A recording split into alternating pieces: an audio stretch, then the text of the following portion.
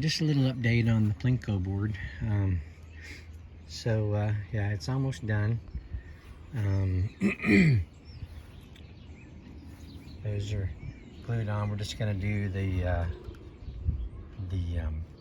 points, just small, 1, 2, 3, 4, 5 in the middle, and 1, 2, 3, 4, 5, you know, in the middle. So just going to do it that way. So I wanted to try to put a stand. I wanted to try to make it a stand, you know, so it can stand up by itself instead of having to lean it against the wall. But I can't do that, not with how I got this set up. I didn't see it until I started to actually do it.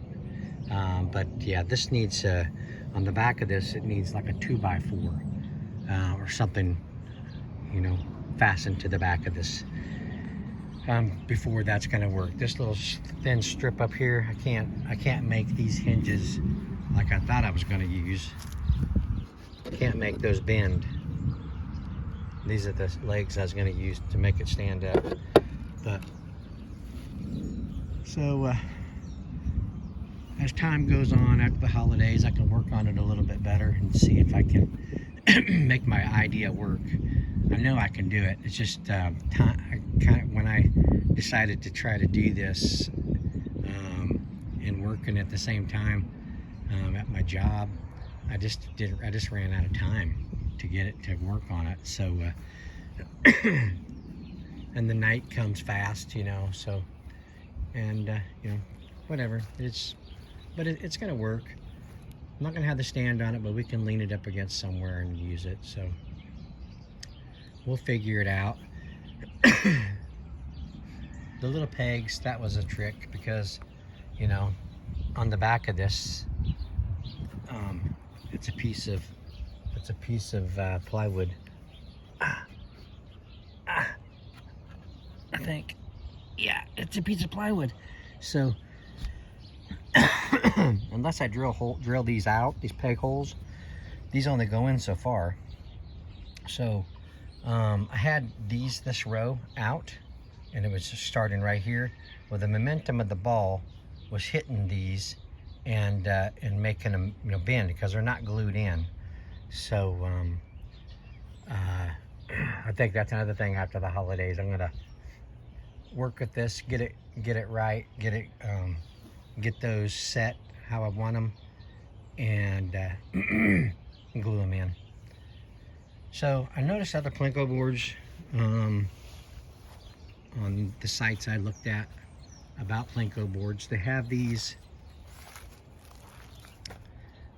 corners, these little triangles. They're set in here like this,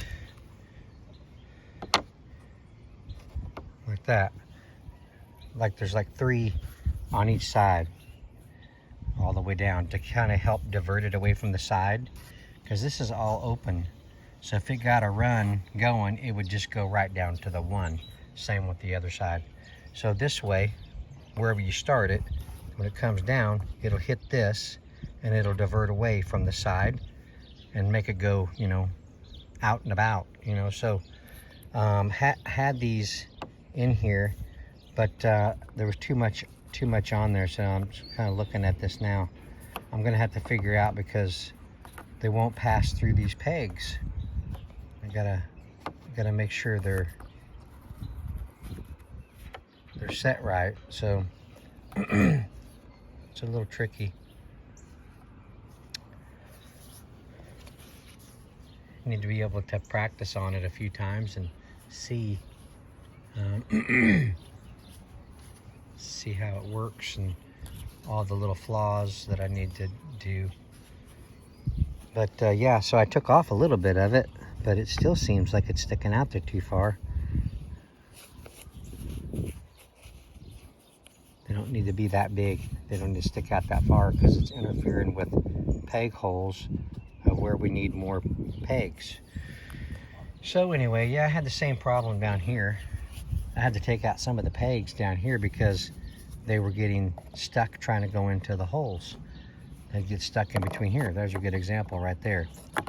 but my wife wants me to put these other ones back because it looks weird, them not being in there.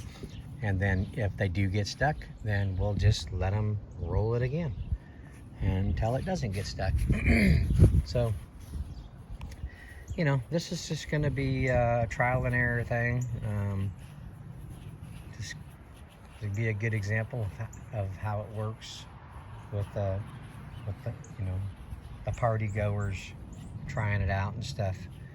I'm not a carpenter, so it's it's just kind of put together with scrap wood, and considering I'm not a carpenter, I'm pretty proud of myself how I did this, and how I was able to do this. I used a lot of brad nails to put some of this stuff together, but there were some areas that brad nails won't, you know, it's not going to be strong enough, even with longer nails. So I had to actually drill little holes and put some screws in both sides of these to help stable it up a little bit. This is heavy. Same with up here. This little piece was in with brad nails, and I went to drill holes in this to try something, and bringing my drill bit out pulled this out. So I was like, okay, I'm gonna have to put screws in there. So I put screws in there. The reason why I didn't put another 1x4 in there across there, because my wife thinks that, you know, it's kind of sticking out there and they'd have to go underneath there to roll it or something. So I just went with a thinner strip of wood. But so yeah, if I used, I was mentioning to her, I think I did anyway, if I used another 1x4, I could have enough wood, I could take one of those circle bits, round it out so that these would fit in there. They'd have 3 different holes or more to put it in, and then let it go. Something like that. I don't know. I think it might have worked. Anyway, so this is what I got going. It's been an experience. I've enjoyed working on it, but not at a fast rate of speed. I hardly have time to think, you know, to how I want to do this and stuff. But yeah, I recommend, if you're not a carpenter like me and you're not all that great with woodworking, but you want to try this, make sure you have enough time to put into this thing, because you're going to run into things that you're going to have to cut some little custom pieces and those little triangles. I don't have a table saw. I have a jigsaw and I have a circular saw, and neither one of them do I care to have my fingers too close to the blades. So so yeah, it's a little challenging, but yeah, there you go. There's a little update of the Plinko board, and thank you all for watching. I appreciate it, and we'll see you on the next one. I'll do a demonstration sometime when I get it to the point where I can say I'm done. I got to brad nail those corners in somehow or another, and go from there. All right, yeah, thanks for watching. Appreciate it. We will see you on the next one.